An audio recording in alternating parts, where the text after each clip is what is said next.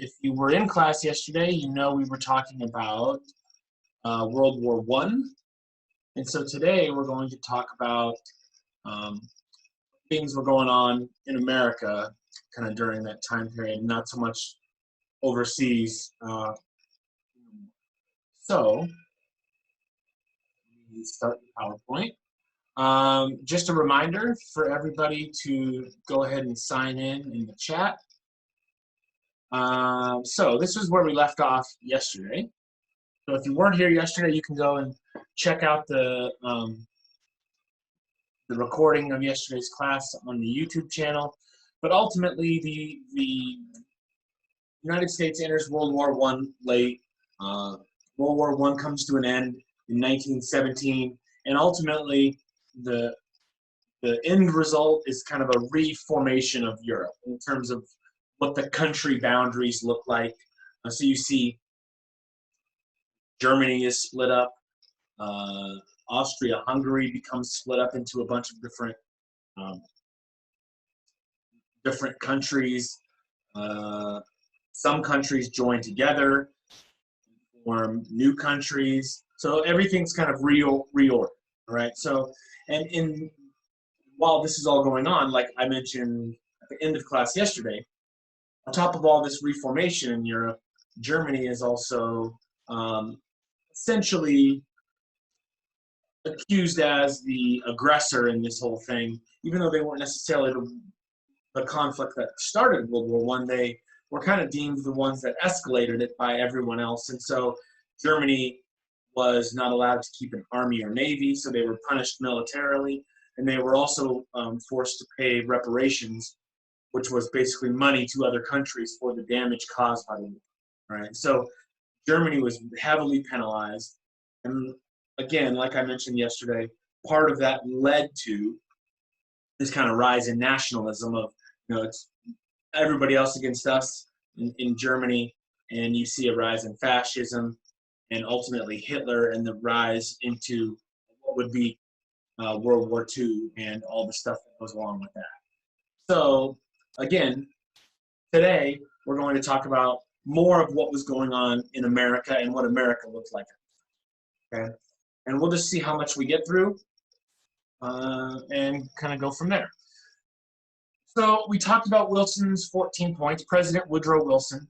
The 14 points were basically all these lists of things that he felt were important at the resolution or at the end of World War I. Okay, but some of the other things I want to focus on. So some of the new things that were instituted during this time was the Selective Service Act. So draft. The draft really hadn't been a thing until World War I. World War I was really the first formal selective service draft that we had, where everyone at age 18 registers, and then people are selected to go to war. Right? Because of this big mobilization, I guess you'd say, of men going to war, you see a big shift in what things look like in America because there's so many men gone fighting the war. And that led to more women and more people of color getting jobs, getting successful jobs. And so you start to see a rise in women's rights, civil rights for all minorities, right? So it doesn't happen overnight, but really World War I and this time frame of 1910, 1920s, where you start to see a big shift towards equality for everyone, not just white men. And so the 19th Amendment is ultimately passed, giving women the right to vote. So again, it wasn't until I can't remember the exact year of the 19th Amendment, but the 1910s, somewhere in there. I think it's 1919, I want to say, but I'm not positive off the top of my head. But it wasn't until then that women were actually allowed to vote in the United States. 100 years ago, which on one hand seems like a long time ago. In another time, it seems not that long ago. And it just kind of depends on what you think. But you start to see the bigger takeaway is you start to see a shift towards kind of what we see today, which is everyone working, right? Prior to World War I, that wasn't the case. Women definitely were not expected to work, and most didn't. And you had severe discrimination against minorities to keep them from work in certain sectors. Now, again, those aren't things that go away overnight, and they're not things that are ultimately gone now, but you start to see this progression, and it really traces back to this. So let's look at some of the things that arise after World War I. So World War I ends, everyone comes back, and World War I is seen as this big war to end all wars, is what it was called. And so people really felt like peace was maybe not going to be, something that lasted forever, but people are naive. And so people really felt like war was over and there was going to be peace and prosperity. And that was kind of the mindset after World War I, right? So that's a positive outlook. There were also negative aspects to some of the things that happened in World War I. And not that these are all negative, although looking through them, most of them are negative. But again, the positive side of this was the shift in looking towards peace, prosperity, and we'll start to talk about that more when we get into like the Roaring 20s or the 1920s. So there was this desire to return to normalcy after World War I. So World War I was this big upheaval. Everyone is focused on the war. All the men are gone fighting the war. Not all, but like a huge portion of the men are gone fighting the war. And so there's this overwhelming sense that this is just crazy time, which is something we can relate to now. This is a completely different set of scenarios, but we're undergoing this same desire to return to a sense of normalcy, right? And it feels isolated to the time that we're in, but really this has happened throughout history, right? Whenever we have these big cataclysmic events, there's always a sense of desire to get back to normal after they happen, right? So again, a whole entire different set of circumstances, but something that we can relate to, okay? So as a part of that return to normalcy, you see the United States really withdraw from being a foreign or a world player politically, right? So yesterday, I think it was yesterday, when we talked about imperialism and the kind of spread of democracy, and the United States wanted to kind of spread its power all over the world and stick its hands in all of these different affairs, right? After World War I ended, the United States kind of shifted gears and said, we don't care about the rest of the world right now. We want to focus on ourselves. So as a result of that, and again, that's not always a bad thing, right? Sometimes it's important to focus on yourself and not necessarily focus on the rest of the world as a country. There are times when it's appropriate to focus on yourself, and there's times when it's appropriate to focus on the world. But there, of course, like anything, there are pluses and minuses that come from that. So part of the negative side effects of this isolationist view was you had a growing distrust of foreigners, which wasn't always the case in the United States. Right? Now, it always has, since the United States has existed, always been resistance to certain foreigners or people coming from certain countries, right? But the United States was founded as a country of immigrants from all these different countries. So it it really has kind of gone through cycles, right? In the late 1800s, after the Civil War, where we have a huge influx in immigrants, there's a backlash then because the mindset was that they're coming to America and taking jobs away from Americans. Then it kind of ebbs back down, and then after World War I, it ebbs back up again. And that's just the cycle of the way history works, right? History is always kind of going through these cycles. It never really repeats. Trends kind of come and go, right? So again, with this isolationist mindset, there's this growing distrust of foreigners that applies to wars, right? So wars in other parts of the world, the United States sees those and withdraws from them, as opposed to interjecting. Revolutions, communism, and so we'll talk much more about communism and a kind of impact on global politics, more so when we get into talking about the Cold War. But all of these things were kind of meant to, or ended up playing on people's fears. And so you see all of these things down here. And so here are some different things. I'm not going to go in depth on them, but the Palmer raids, which was essentially this hunting down of communists or radicals in America. And it really was more of a publicity stunt than anything, right?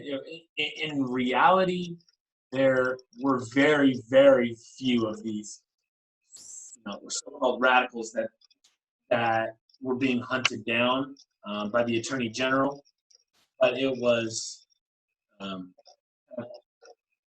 big production, right? You had Sacco and Vanzetti, who were Italian anarchists convicted of murder and robbery, and they were sent to the electric chair without a fair trial. You had a rise in nativism, which kind of ties into the isolationist view and the kind of distrust of foreigners. Nativism was this idea of looking out for the people that are from America and not everybody else, right? And again, you see these things go in cycles. You see a rise in nativism today, right? Where you hear lots of people talking about looking out for people from America and not from all these, right? I'm not starting a political debate because that's not the point of what we're going. And but my only point is these things, for right or wrong, right, come and go. Now these aren't positive things generally, right? But that's just the way history works, and that's why historians look back and try to point out some of these things so that hopefully when it comes around again in a different shape and form, we can learn from it and hopefully do a better job of handling it in the future or in the present. Right? So that's one of the big reasons why history is important. And then you have a rise in groups like the KKK or white supremacist groups. And again, all of this, and the KKK had spawned earlier after the Civil War, and kind of losing steam and was essentially going away until this kind of peak after World War I. So let me see here. I'm just going to keep moving on through this because we don't need to go over this stuff. Okay, so some of this stuff on the PowerPoint is not things that we need to focus on. So I'm just going to pick and choose what we talk about.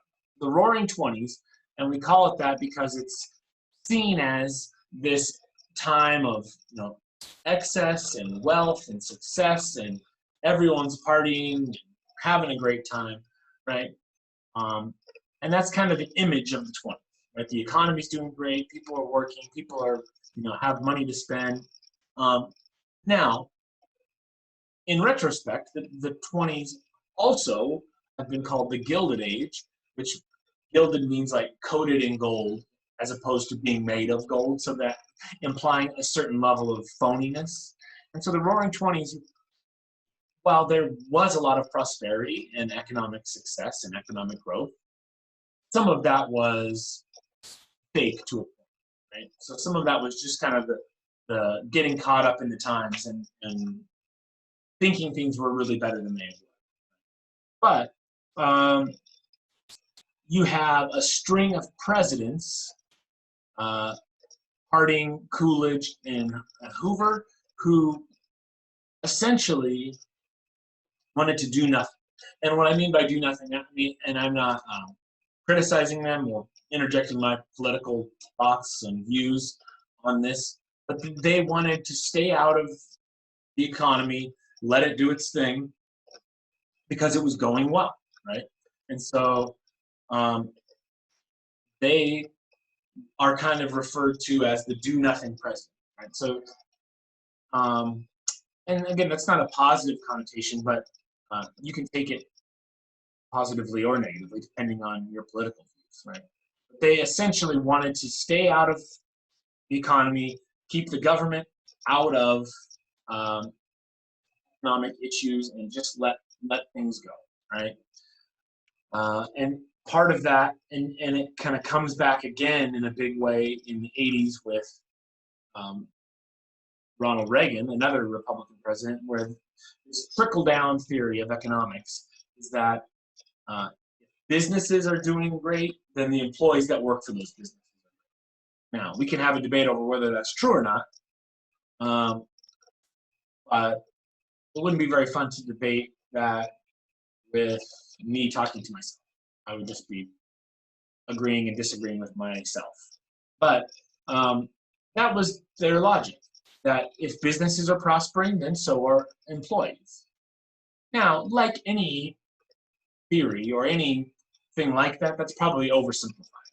And taking my views out of it, there's probably a certain amount of truth to that and a certain amount of falsehood, right?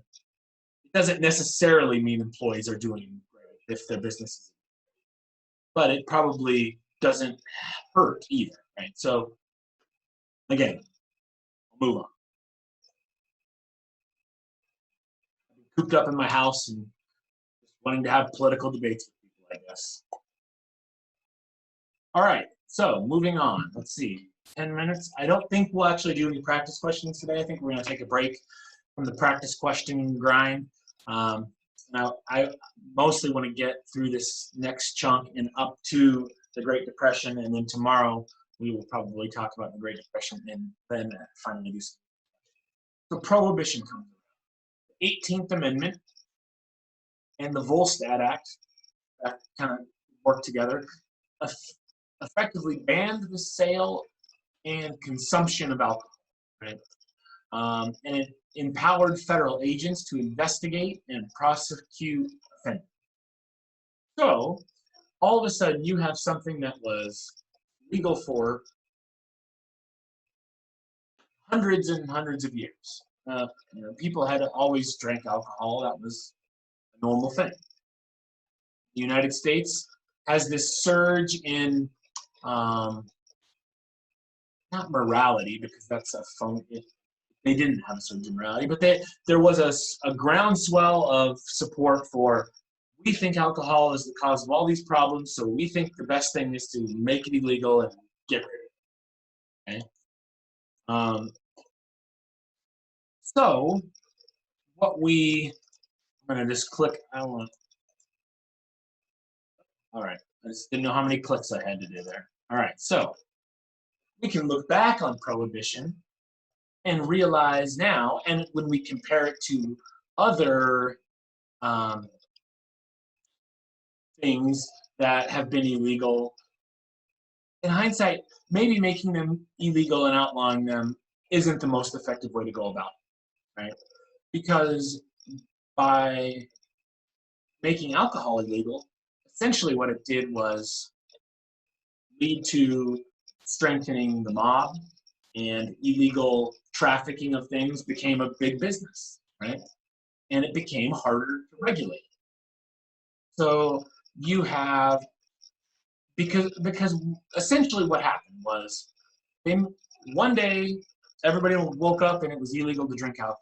The problem was everyone had drank alcohol. I mean, like, that was a cultural norm, and to say all of a sudden you can't do that, people ignored it, essentially, right? It became a laughing stock or a joke, right?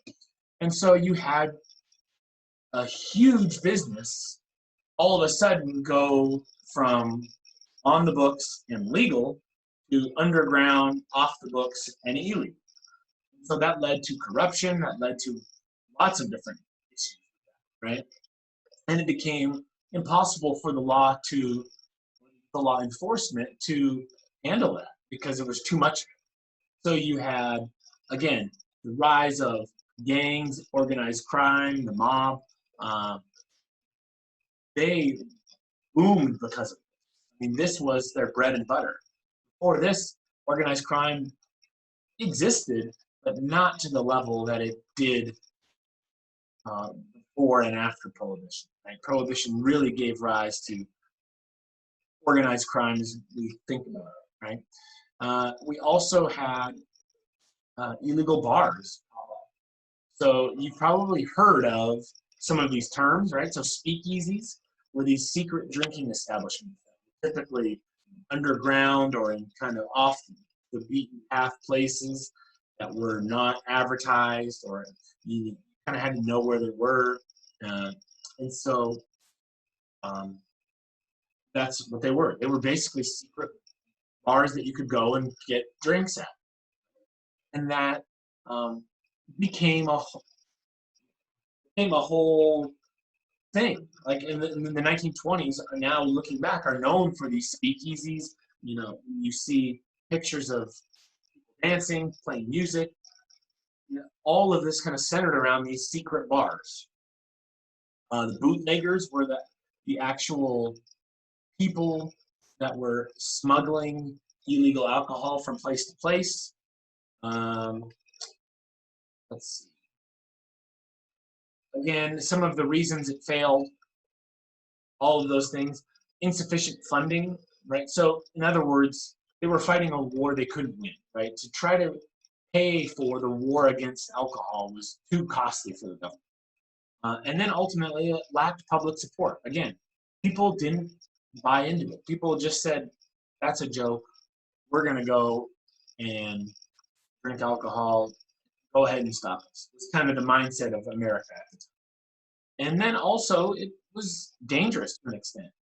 Just like with illegal drugs, there's a risk in having something be illegal because it's not regulated. And so the same thing happened with alcohol. People were making homemade alcohol that sometimes wasn't safe to drink. They put crazy stuff in it. And so, again, not to share my point of view too much, but a lot of times, and maybe not all the time, but a lot of times there's merit in keeping things legal and regulating them safely and efficiently, as opposed to trying to outlaw something completely, right? Because it can lead to a lot of negative things that people don't necessarily think about. And then the last kind of big thing I want to talk about that will take us to the end of class and lead us into the Great Depression tomorrow was the Scopes trial. So the Scopes trial was essentially a teacher in Tennessee who was being brought to trial for teaching evolution. So it was this age-old issue of evolution versus creationism, and the debate around that, which you may or may not know, hasn't gone away either, right? Now, it's public sentiment has shifted quite a bit since then, but that's still a debate that goes on today, and more in certain parts of the country than others, just kind of depending on where you are, right? But the trial was, again, against John Scopes, and he was the teacher. William Jennings Bryan was the fundamentalist or the Bible expert that was on one side of the Scopes trial, and Clarence Darrow, who was defending Scopes, was on the other side. And ultimately, Scopes was found guilty and was fined $100 for teaching evolution. And then, let me make sure this is the last. No. So we talked a little bit about the changing role and attitudes of women. So they're given the right to vote, 1920, so I was a year off. 1920, women get the right to vote. You also see, again, much more, more women in the workplace, and you also see women being more independent, doing things on their own as opposed to just with men. You might have heard of the term flappers, and that's kind of referred to as like a general term for kind of a rebellious youth. They had new hairstyles, new dress. They dressed in different ways, and they had kind of this new independent, confident style. And I'm not stereotyping, but I'm generalizing, right? So all of this stuff is just kind of broad terms. I'm not trying to say I know everything about women in the 1920s. Right, but there was this general surge in being empowered, right, and a lot of that came from giving them the right to vote, and more and more women coming into the workplace. You also have birth control becoming a more prevalent and popular thing in the 1920s, which decline in birth rate means fewer women are pregnant, which means they're more able to go out and do a lot of these things that they're doing, right? Again, more women are working. Let's see. And that's enough. I don't need to kind of go through all of this stuff. Again, I just want to try to get through everything and not run late. And so the other thing is, there is a major shift in education. So in the 1920s, first of all, more and more children are enrolling in schools, and more students are graduating high school, right? So this is a pretty staggering chart to look at, right? 1900, there were 10% of children were enrolling in school. Secondary school, right? So high school. 10%. Even less than that, about 5, 6, or 7%, somewhere in that range, actually graduated. That's an amazing thing, right? By 1920, you see almost 40% of students high school age enrolling in some kind of secondary education, and almost 20% graduate. So you start to see a shift from the majority of people, and this doesn't happen overnight. You see it takes a while to get to where the majority of students are, or the majority of kids high school age are actually going to school, right? But again, before the turn of the century, secondary education was not a thing, right? People went to elementary school and that was it. So you start to see this shift in education. So there are a lot of things that come about because of that, but in general, I just kind of wanted to show that is another kind of big shift that the country's going through at this time. All right, so I got 11:45. We'll stop there. Like I mentioned, tomorrow we'll go over the Great Depression and maybe touch on World War II a little bit, and then do some practice questions. Because it's such a giant topic, and it's not a topic that really gets a lot of coverage on the GED test, I'm not going to spend as much time on World War II as maybe you would expect. just because it's not something that comes up a lot.